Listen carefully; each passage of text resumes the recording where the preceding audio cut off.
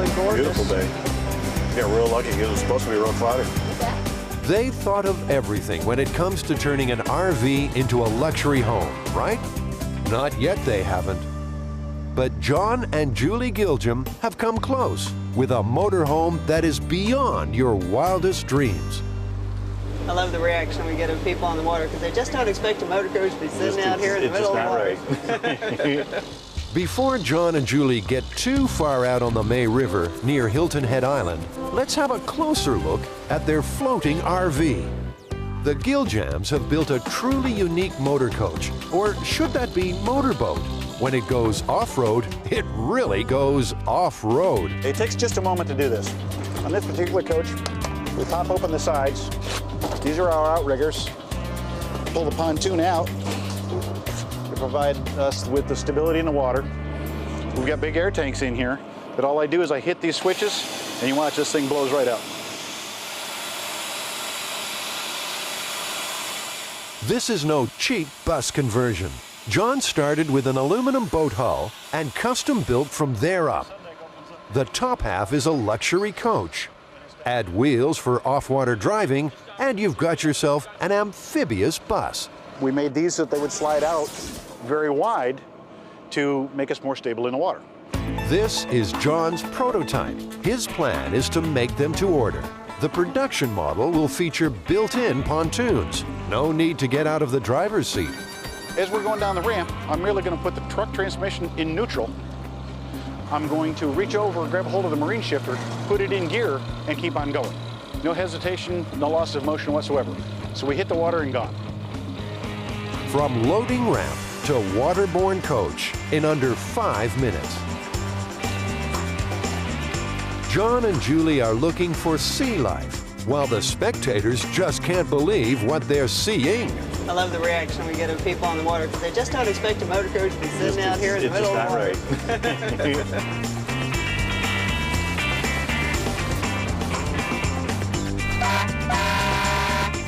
Their children Ivan and Joanne, plus grandson Colton, are on board. What's their take on Dad's peculiar ideas? Doesn't surprise me a bit. I'm used to it. How's that? We're on an RV and we're in the water. I mean, you don't see that. It's never been done before. Ivan had a hand in much of the outfitting. In his book, that earns him roof diving privileges. Wow! Us being a boat, that gives you the best of both worlds. You have a houseboat, you have a motor coach. Every lake, every piece of water that you drive by is potentially your place to go and enjoy. John wants to build a fleet of these. The key to the design is simplicity, from the road to the water with no fuss, and only one engine. On the back of the engine, there's called a rear engine power takeoff. That gives me 2 shafts. One drives the normal transmission that you would expect in the motor coach. A second shaft drives the marine transmission. So when we get into the water, all I'm simply doing is I punch the neutral on the road transmission, grab a hold of the marine shifter, I put it in gear, and the propellers start turning immediately. And we go in, it's that simple, we're a boat that quickly. Being both coach and boat means a bigger than usual control panel. The driver has instruments for land and water. This basically is my marine console, and over here we've got navigation lights. These are indicators for both the rudder, which the rudder actuates right here with a touch of this joystick here. And I've got indicator gauges that actually tell me, believe it or not, where the front wheels are and where the rear wheels are, because when we're in the water, the front wheels can act as rudders too. And so when you go to land, you have to make sure that your wheels are straight forward. And this is my marine shifter that we put it into gear. We've got our water controls, we've got our automatic leveling system with computerized leveling.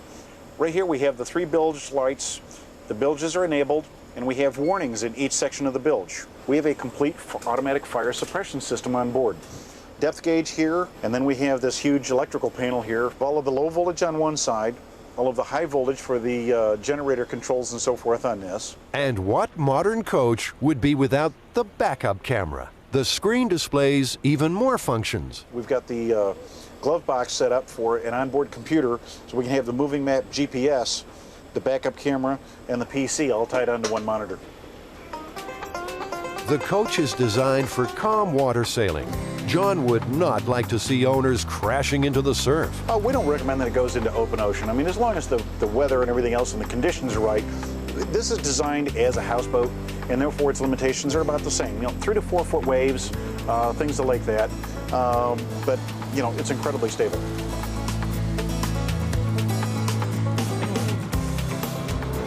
Apart from propellers, the 6-foot rear swim deck is an instant giveaway. Go fishing and grill the catch on the spot. The rear bedroom has a starboard slide out, while the living room slides out on the port side. Up front, there's a full entertainment theater, and midway, an elegant kitchen. The bathroom highlight is a shower and jacuzzi combination. The Giljams wanted the high-end look of a luxury yacht. They chose the teak woodwork together. After that, Julie added a few touches of her own. It's a full operating kitchen, all residential appliances. And if you'd like to come back, I'll show you.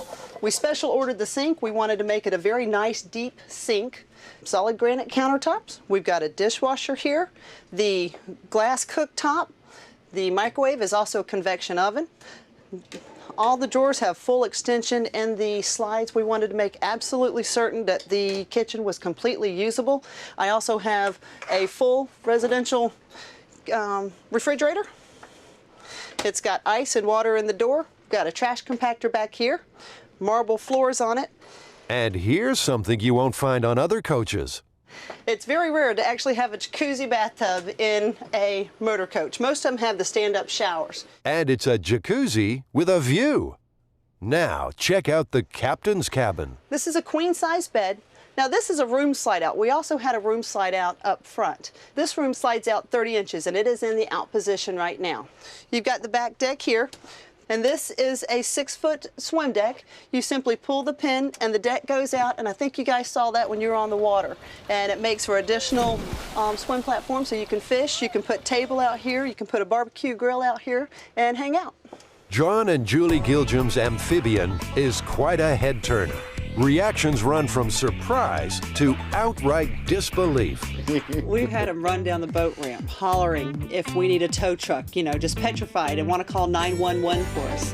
And then when they get out of the water, we have boats that are circling, thinking that we are in trouble. You know, do we need help? When you come up to the ramp, if you are coming up and you've been out for a little while and you come back in, there's this guy that's just putting his boat in. He's just gotten to the ramp. He has no clue. And all of a sudden he sees this motor coach coming out of the water, and his eyes just get big, and he just doesn't know what to say. It just really twists on people's mind.